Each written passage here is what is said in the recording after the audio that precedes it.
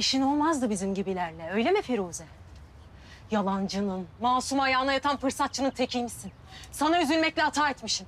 Ne diyorsun sen? Ne saçmalıyorsun ya? Evimin önüne kadar gelmişsin zaten. Saf rolü oynama bana. Her şey olabilirsin ama asla saf değilsin.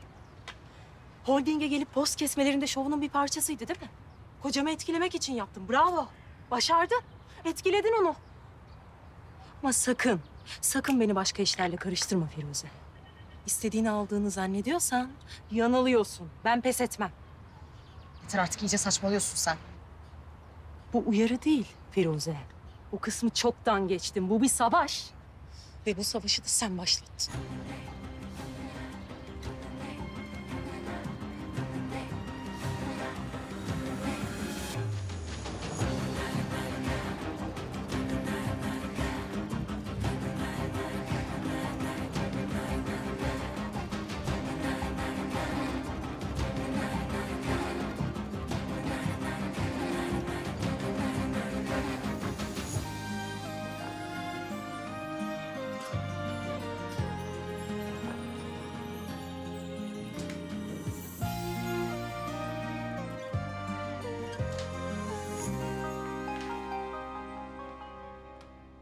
Firuze, ben konuştuğumuz yere çok yakınım. Ne yaptın, çıktın mı?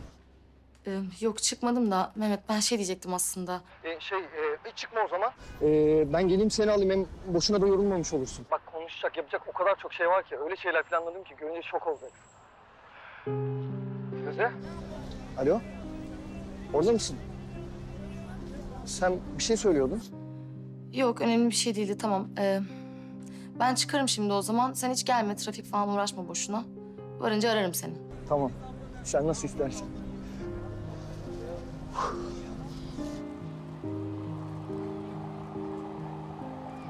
Firuze.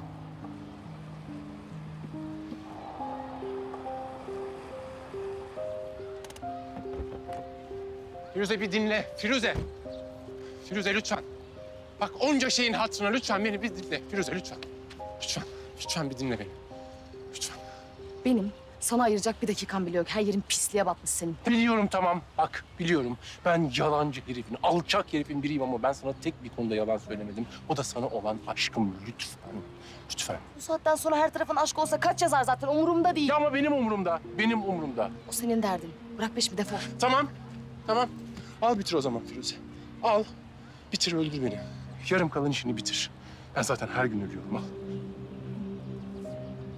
Saçmalıyorsun şu anda sen.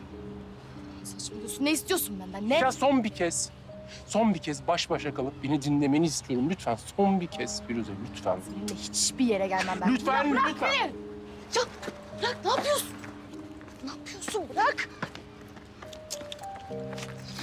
Ne istiyorsun benden ya? Bırak beni, istemiyorum. Lütfen Firuze lütfen.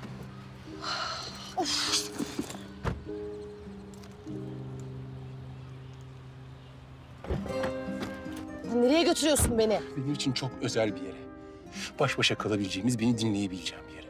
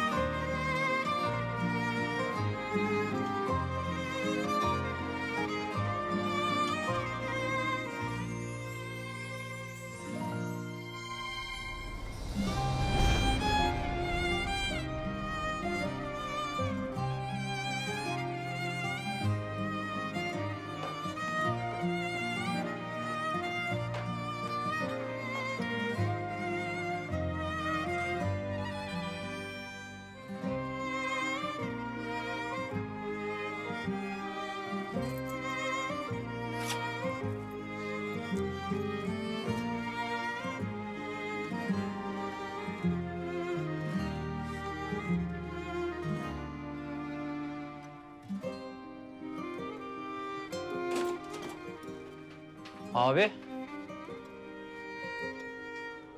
Çiğdem'i gördüm abi. Evine döndü. Yani nereye gittiğini söylemedi ama... sağ salim döndü ya, önemli olan o. Abi ne oldu? Kötü bir şey mi oldu? Bir şey yok ya. İyiyim, bir şey yok. Ben biraz yorgunum, uyuyacağım abi.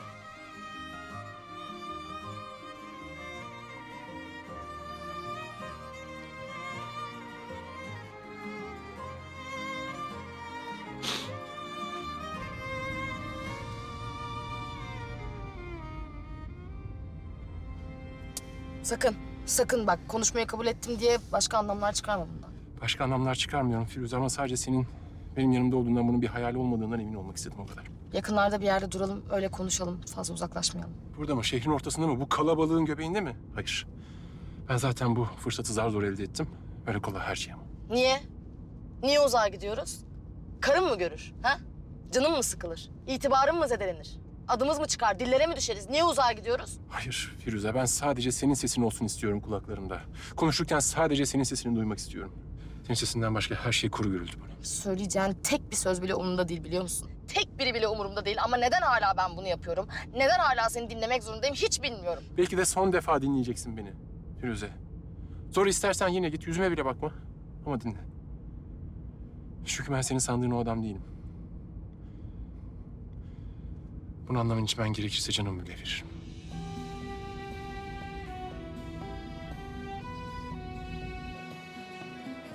Hoş geldiniz. Rezervasyonunuz var mıydı? Evet, 2 kişilik yer ayırttırmıştım. Mehmet Yavuz ben. Buyurun Mehmet Bey, yerinizi göstereyim. Yeriniz burası efendim.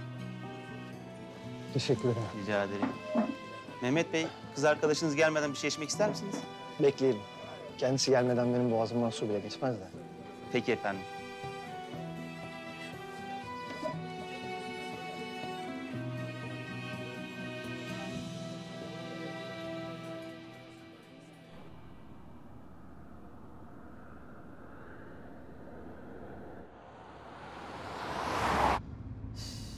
Tamam buralar sakin işte durup konuşalım nerede konuşacaksak. İşine gelmeyince nasıl duymuyorsun ama değil mi? Dönmek istiyorum ben. Arkadaşıma söz verdim. Geç kalacağım. Hadi. Artık çok geç Firuze. İkinci bir şansım olmayabilir. Dur ya. Ya Rabi. ne yapıyorsun Ya Firuze? Ne yapıyorsun? Ya bir sakin olur musun? Bu gerçekten... Ya biraz mantıklı ol lütfen, lütfen. Çünkü senin yaptıkların çok mantıklı. Kaçırdın sen beni ya. Zorla bindirdin arabaya. Ya mecbur bıraktın. Beni dinlemiyorsun ki Firuze. Ben sana sesimi duyuramıyorum. Bak bu kalabalıkların içinde yitip gidiyoruz. Lütfen. Ben seni bambaşka bir yerden seviyorum ya. Ben de alışık değilim bu duruma. Bocalamalarım sırf bu yüzden. Biliyorum bu ya sana çektirdiklerimin bir mazereti değil biliyorum. Ama koyamıyorum ben senin yerine hiçbir şeyi. Hayalinle yetinemiyorum lütfen. Ben bambaşka bir yerden seviyorum seni. Lütfen biraz sakin ol.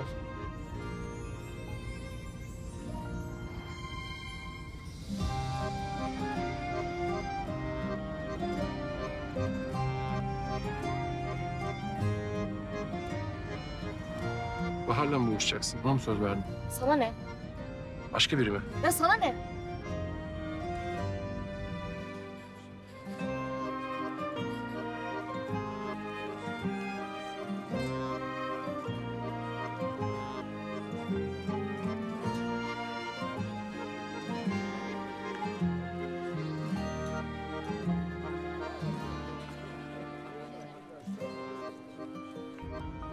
Bak yine arıyor ya. Çok ayıp oldu. Lütfen bak lütfen dönelim artık. Olmaz Firuze. Bu sefer benden kaçmana izin vermeyeceğim. Olmaz. Ya sen benden ne bekliyorsun? Ne yapmamı istiyorsun? Yani böyle kollarını atlayıp olur böyle şeyler ya. Aşk bu her şeyi affeder mi diyeyim? Onu mu istiyorsun?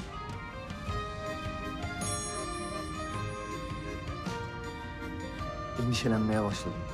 İyi misin? Bir sorun mu var?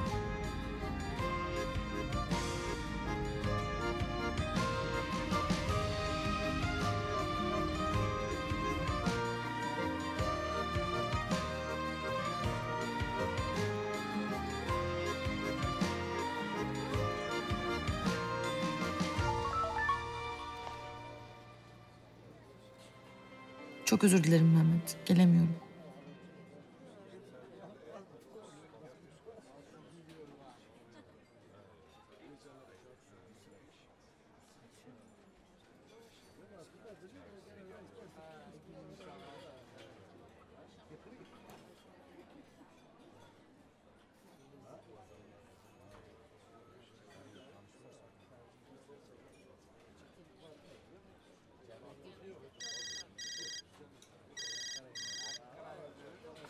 Buyurun Taner Bey. Neredesin Mehmet? Dışarıdayım Taner Bey. Konu neydi? Attığım konuma gel hemen konuşmamız lazım. Taner Bey, şu anda pek müsait bir zaman değil. Sonra görüşsek. Ne yapacaksın? Eve gidip ağlayacak mısın yoksa? Boşuna içlenme. Neyin peşinde olduğunu biliyorum. Aradığın tüm cevaplar bende. Ayrıca senden rica etmiyorum Mehmet. Gel diyorum.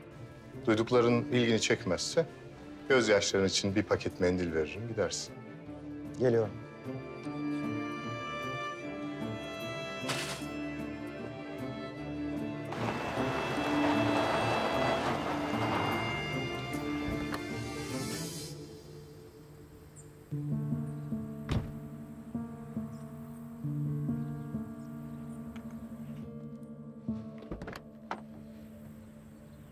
Firuze hadi gel.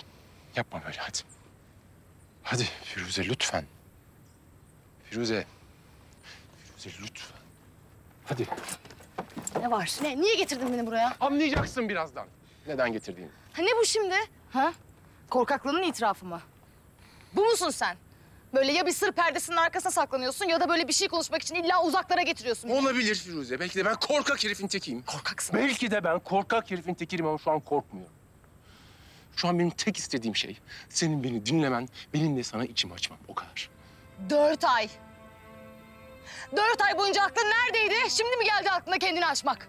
Ben o vapura şu an binsem sana yine aşık olurum Firuze. Bütün bunları yaşayacağımı bile bile sana yine aşık olurum. Bir gün değil, bir hafta değil, aylarca kandırdın beni, aylarca oynadın. Ya denemedim mi zannediyorsun? Denemedim mi zannediyorsun? Her gün denedim.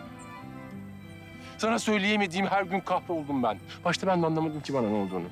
Anladığımdaysa ödüm koptu belki benden gidersin diye. Boşansaydın!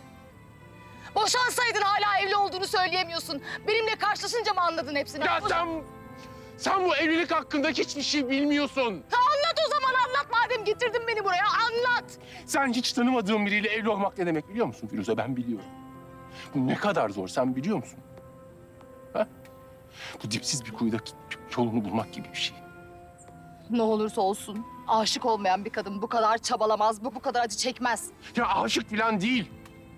Aşık falan değil. Bak bu benim hayatım. Tamam benim hayatım tekrarlardan ibaret. Sevmeyi bilmeyen bir anne ve sevmeyi bilmeyen bir eş. Benim hayatım bu.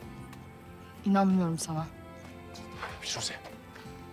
Bak sen benim karşıma çıkmadan önce benim hayatım böyleydi. Ama sonra sen çıktın benim karşıma. Sen benim karşıma çıktıktan sonra benim kalbim tekrar atmaya başladı. Neden biliyor musun? Firuze ben duygularımı tekrar keşfettim. Tekrar umutlanmayı öğrendim, tekrar sevebilmeyi öğrendim. Sus! Sus! Sen Şüya gibisin, lütfen. Ne istiyorsun benden? Ne yapmamı bekliyorsun? Bak benim yüzümden bir yuva dağılıyor. Benim nasıl hissetmemi bekliyorsun? Ya ortada bir yuva falan yok. Biz zaten dağılmıştık. Biz kızımızdan önce de dağılmıştık Firuze. Geriye ne kaldı biliyor musun? Geriye kaybettiğinin yerine bir şey koyamamaktan korkan bir kadının inadı kaldı, o kadar. Bak, Leyla benim kızımın annesi. Ben bunca yıldır ona bir şey anlatmaya çalışıyorsam tek sebebi kızımın hatırası. Asla inanmadım sana. Bu aşktan bu kadar mı korkuyorsun?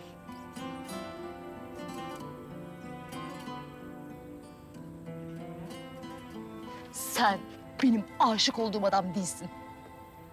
Evet senin gibi gözüküyordu, senin gibi gülüyordu, senin gibi bakıyordu ama o sen değilsin. Ya daha senin adını bile söyleyemiyorum ben. Aklıma geldikçe yalanların suratıma çarpıyor. Sen o adam değilsin.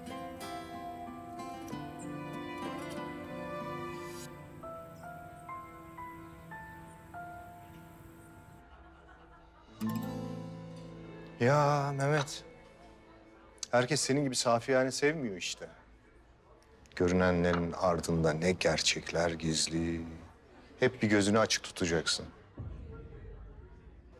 Kabullenemiyorum.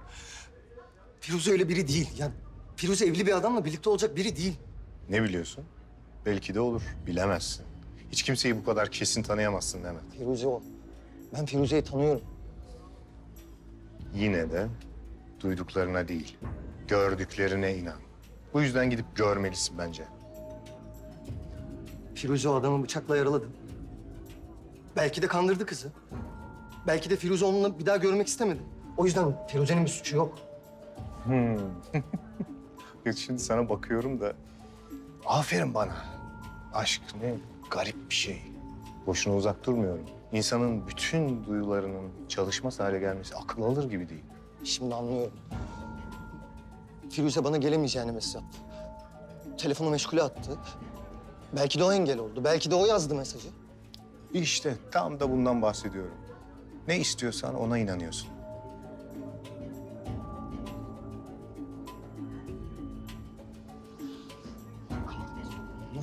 Nasıl aklıma geldi? Benim acilen Firuze'yi bulmam lazım. Benim Firuze'yi o adamın elinden kurtarmam lazım. Olur, kahraman. Gidelim. Elinden bir kaza çıksın istemeyiz.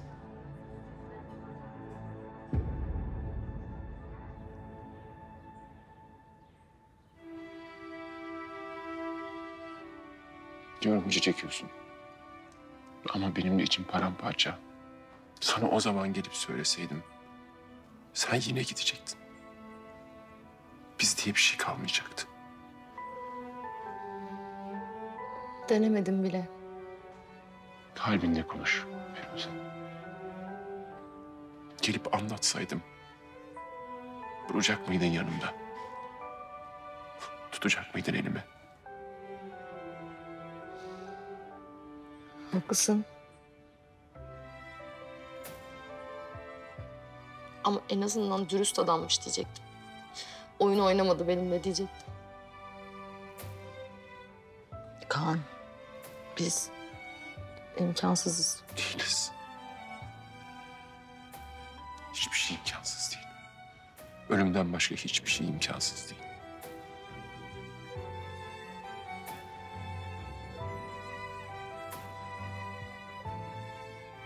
Sen benim felaketim olacaksın.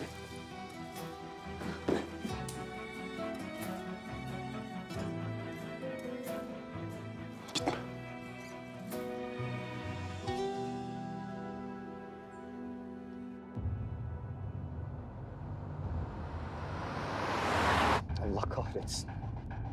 Allah kahretsin! İnşallah Firuze'ye zarar vermez. Kerimoğulları tehlikelidir Mehmet. Bu dünyada güvenebileceğin bir tek onlar kalsa, ıssız bir adaya gider, çevresini kale duvarlarıyla örer, geliyorlar mı diye pusuda nöbet tutarsın. Hayır anlamıyorum. Kız belli ki seni istemiyor. Yaralamış işte. Neye güveniyor bu adam? Parasına, mevkisine mi?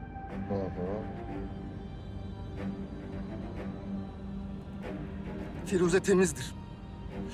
Bu hayatta güzel kalmayı başarmış çok az şeyden bir tanesidir.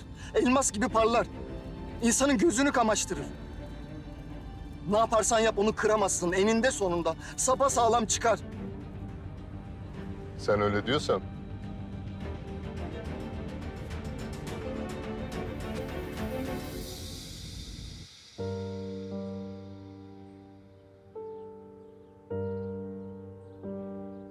Bu anın sonsuza kadar devam etmesi için her şeyi feda ederim. Tam da bu anın. Yeter ki sen benim yanımda ol. Yeter ki biz olalım. Sen yanımdayken her şey mümkün. Ama sen yokken en ufacık bir şeyde darmadağın oluyorum ben. Neden bu kadar zor? Neden ben bunu yaşamak için bir bedel ödemek zorundayım?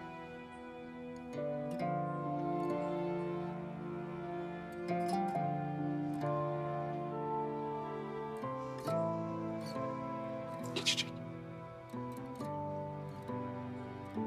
Geçecek. Siz nereden biliyorsunuz burada olduklarını? Bu soruyu sorduğuna göre beni pek anlayamamışsın demektir Mehmet. Ben garantici bir adamım.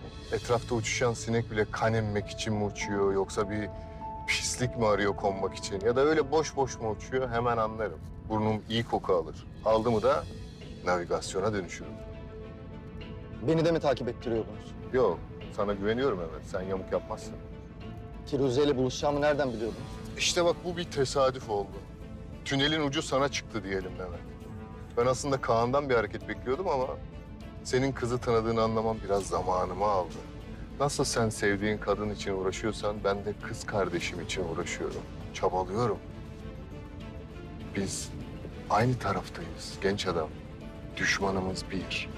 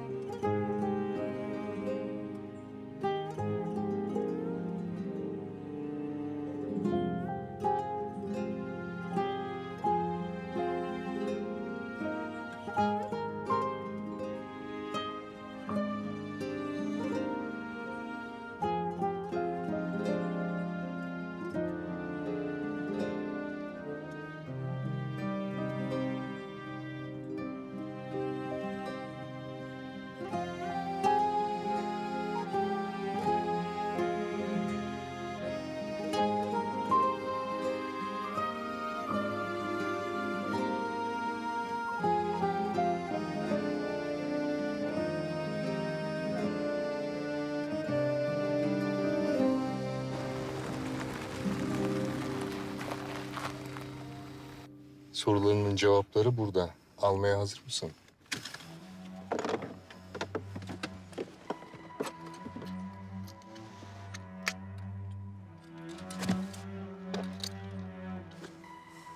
Bunun burada ne işi var?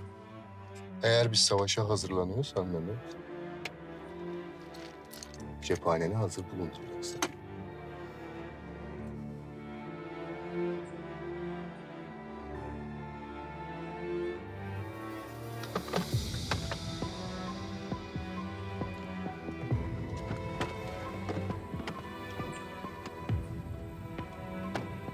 Ben burada bekliyorum. Özel bir konu sonuçta. Siz aranızda halledersiniz.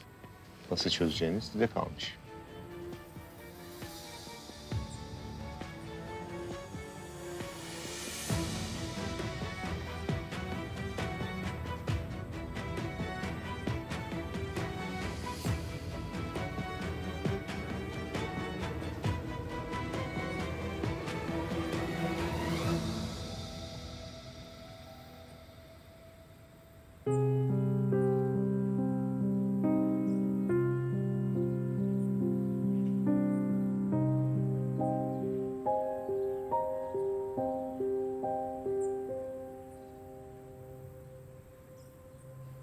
Gitmemiz lazım. Biliyorum. Gitme.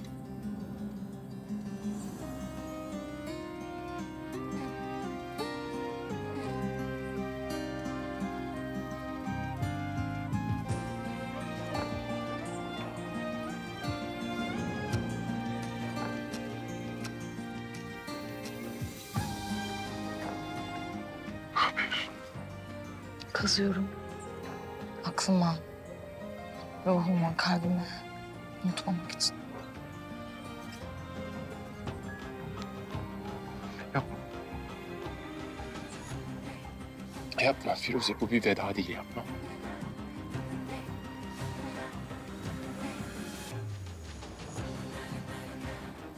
Söz veriyorum, yakında tertemiz bir adam olarak çıkacağım karşına.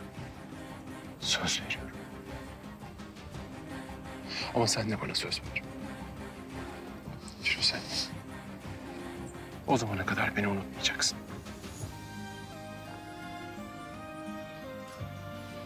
Söz ver.